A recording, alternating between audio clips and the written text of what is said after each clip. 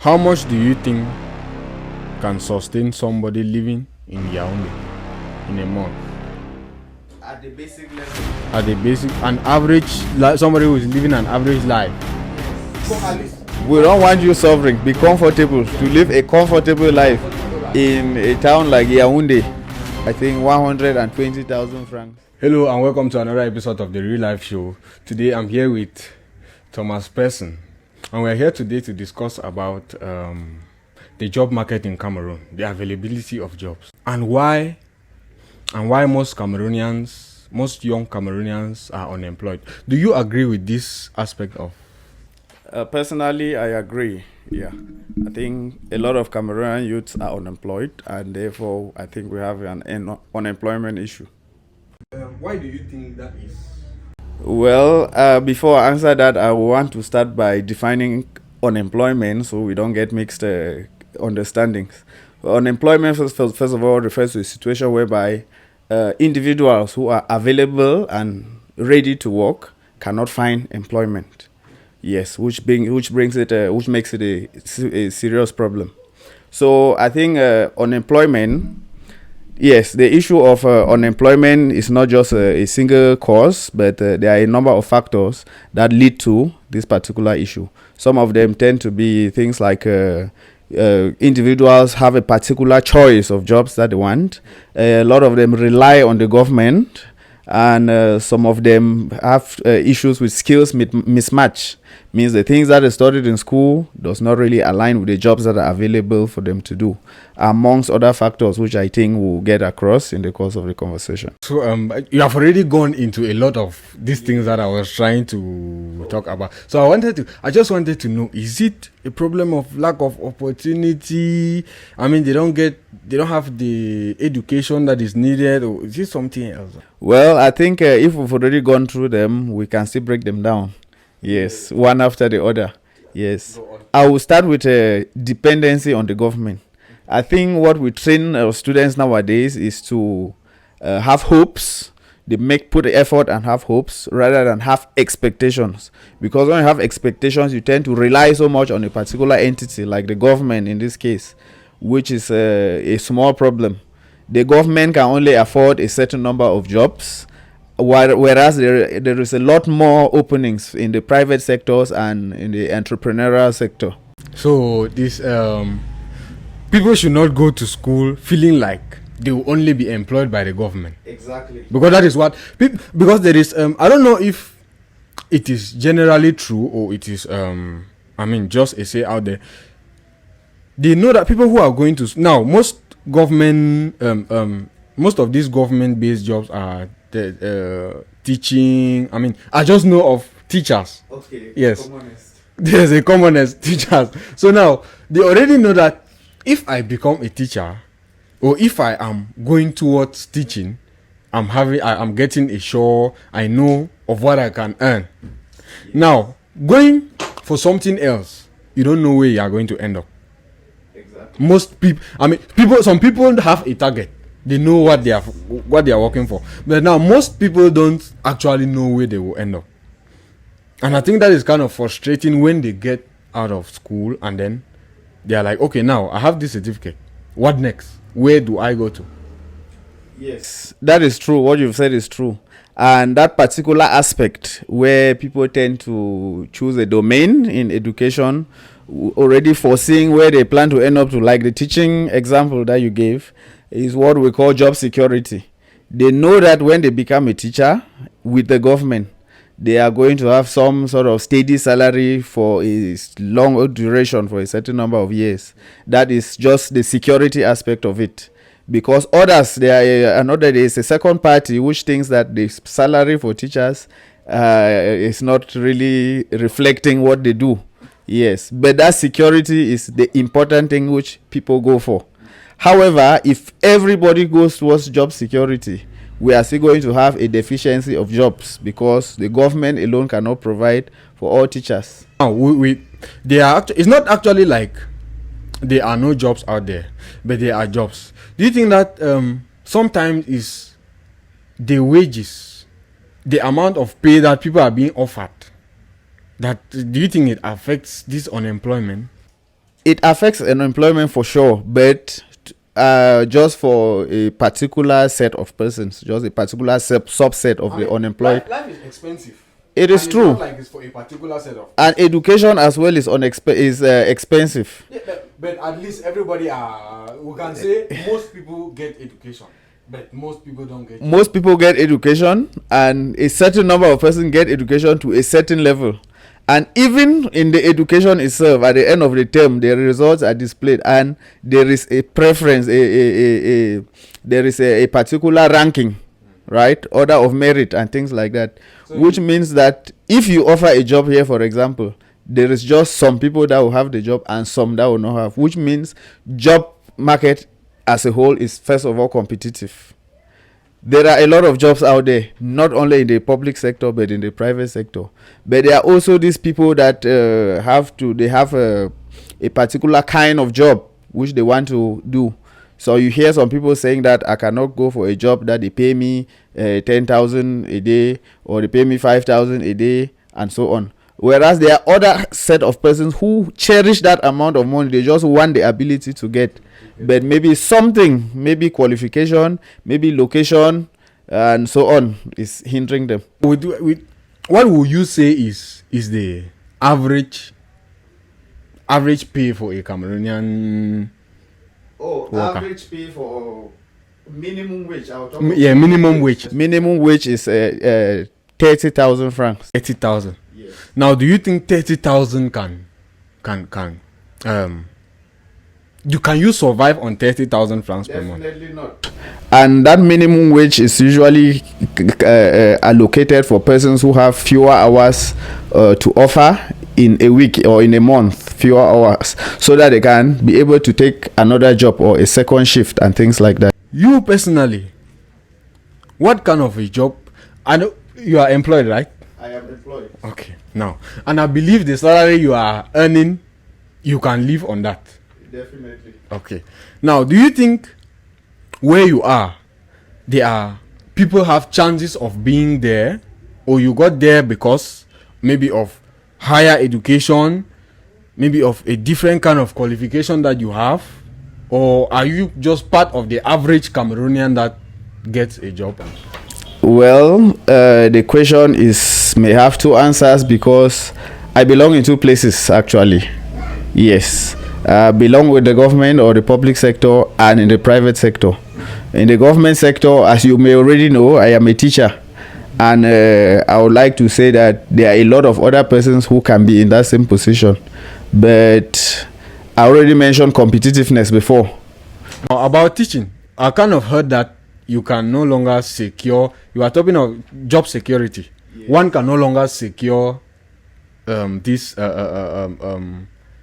teaching. The job in yes. Teaching field. Yes, that's for those who are not yet in the field, because for some reason the direct employment in the teacher training college is on hold for reasons best known to the government. Do you think students are intentional enough in acquiring the skill needed to provide in the job market? I was going to get to that. Based on my experience, not a very encouraging percentage of the students actually are aware of a pattern that they will follow, maybe after they leave school, or secondary school to be precise. And it is another issue with the educational system. However, the educational system is in such a way that it presents all the possible pathways that a student can take after completion. But most of them, they just go to school because they have to go to school, or so they think. Yes, they don't have the proper orientation, or even when you give it, only a few of them grasp that orientation and already start selecting their path. So you think that most people just go to school for the certificate and not to acquire the skill set that they... A lot of them, and they only tend to realize that when it is too late or almost too late. Well, how can we better make them? I mean, when going to school, sometimes you think that you want to be this, you want to end up being here, and then you end up being something, or you finally you don't even end up being anything. Exactly. So who do you blame this? How can I even call it?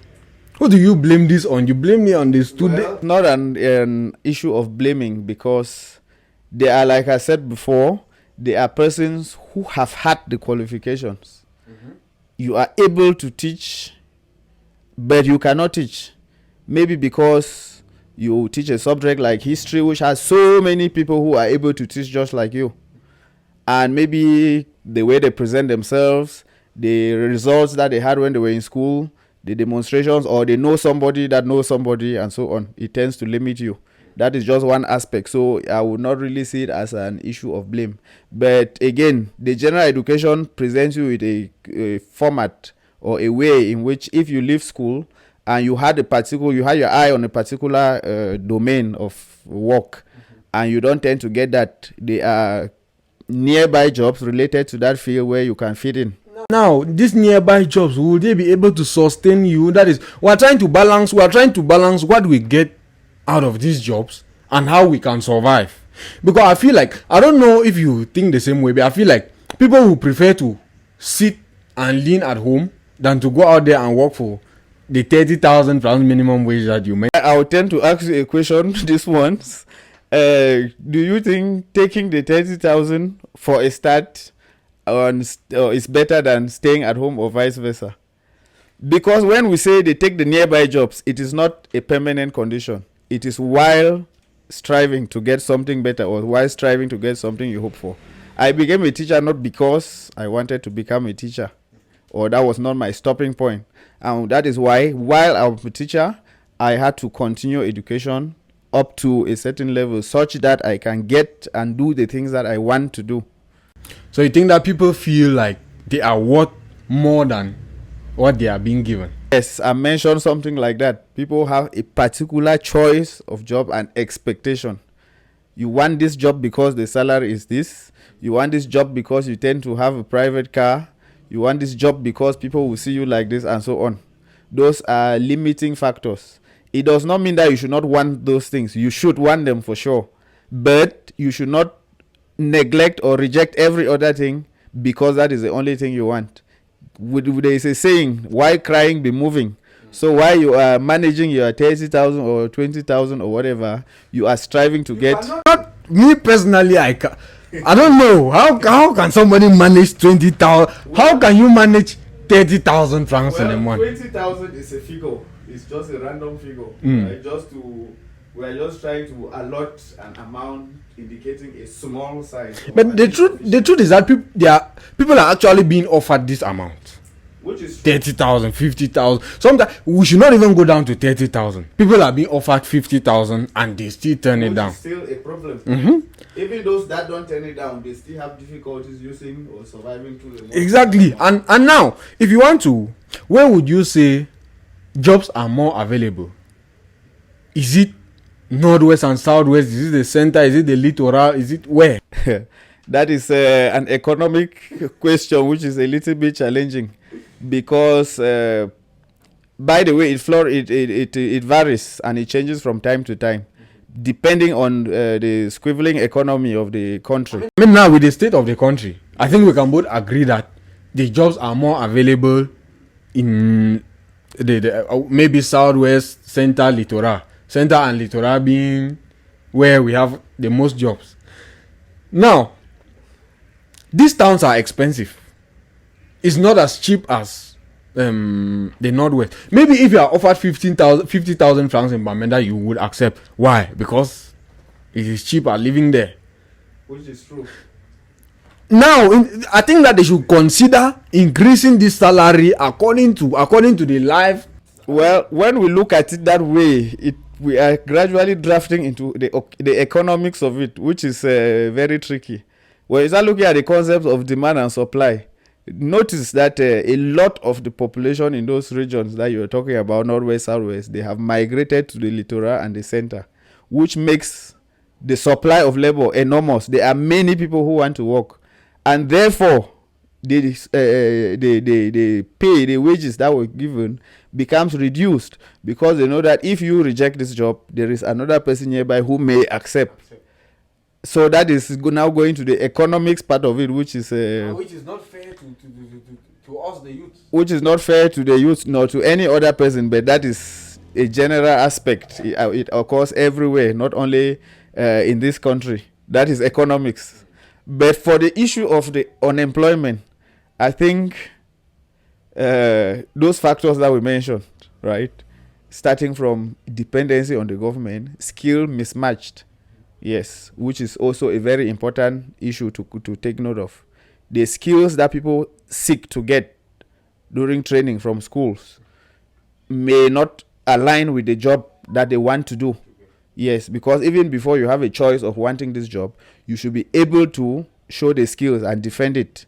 And if you are dependent on the minimum or a certain level of education that you have gotten, it may not be enough as well, because the general education in our secondary schools, it does not really go into specific areas of training.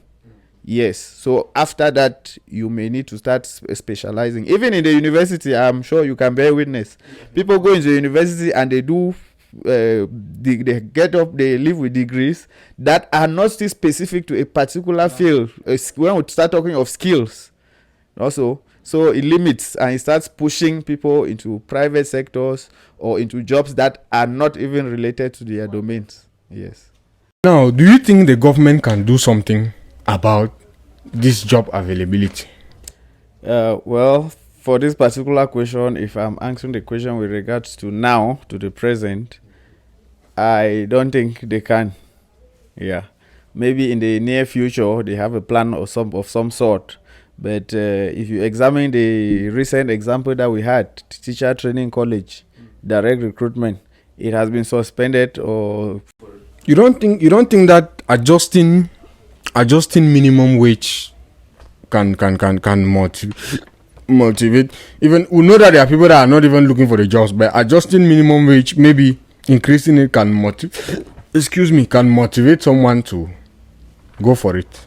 Well, at this point, increasing minimum wage would definitely benefit those who are already working, right? But those who don't have the job, who have the issue of unemployment, I don't see how minimum wage, increasing the minimum wage, would make them to want to go get the job. It's not like the jobs are there waiting for them to come and work. That's the problem. The problem is the jobs that are for them to work. The jobs are not sufficient. They are not available jobs for people to work. So you think that the main problem is that the availability of these jobs are not enough? That is the primary problem. The availability of jobs are not enough. So are you saying that because that now is discouraging those who are still going to school? Okay. If you tell somebody that is still going to school that now out of 2,000 of you that are going to graduate this year, yes, maybe just 500 are going to get a job, or maybe even less. Okay, the question now will be, if they don't go to school, where do they end up? If they are going to school where your faith relies on another person not get, if you don't go to school, maybe you are thinking of learning a trade. Mm-hmm. Technically, that is still a form of education. Or you decide that you just want to start doing business. It is limiting you, because you can still go to school and then you get skills that make you to do better in that business that you wanted to divert into. But going to learn a trade, I believe that if you are going to learn a trade, especially if you are under a particular person, maybe if you do well, you don't need another type of qualification for the person to actually just directly employ you, which is the same thing as if the person has 20 people, right, that are learning the trade from him. In the end, he wants to employ just 5. What happens to the other 15? So it's a fundamental aspect that happens everywhere. But nevertheless, right, it is not a discouragement to those who are going to school. Yes, because we don't just train people to work for others. We train them to also be able to be self-employed or even create jobs. We are trying to create job creators. If job creator, you have to be able to feed yourself before you are able to create a job for another person. And I believe that someone that is trying to create a job for himself, like you said sometime, you need a sponsor. Yes. Because you cannot from nowhere just bring up something and then you become or a business or a plan. Yes. You need a sponsor. Exactly. What do you convince? How do you convince that sponsor to sponsor you or to give you the necessary? Are the sponsors there? They are there for sure. For that one, the sponsors are there. A lot of them. Any businessman always, no matter how much money they have, there's one key aspect or one key characteristic with all of them is that they always want to make more money. And how do they make money? If you have an idea that is concrete enough, which shows some certain level of proof that there is a possibility of getting better or making more profit, they are going to invest. Those are investors. There are some who just have the money and they sit there and they wait for concrete ideas to build on. And I'm very sure that most of those ideas come after you have been exposed to a certain level of experience or ideas within the academic milieu or the educational milieu. Okay, now the last thing I'm going to ask you is how much do you think can sustain somebody living in Yaoundé in a month? At the basic level. At the basic, an average, somebody who is living an average life. Yes. Well, We are not saying that you should suffer. basic level will not be average per se, because No, we want everybody living. We don't want you suffering. yes, At least we don't want you suffering. Be comfortable to live a comfortable life in a town like Yaoundé. Yes. Okay, that we are taking into consideration a single person. A single person. Yes, I think 120,000 francs. 120,000. Yes. We can give room for a little bit of allowance to that, but it will also depend on what. My assumption now is distance to job. It's not far from where you live. You live in an average studio, comfortable. You pay your normal bills. You have transportation, feeding.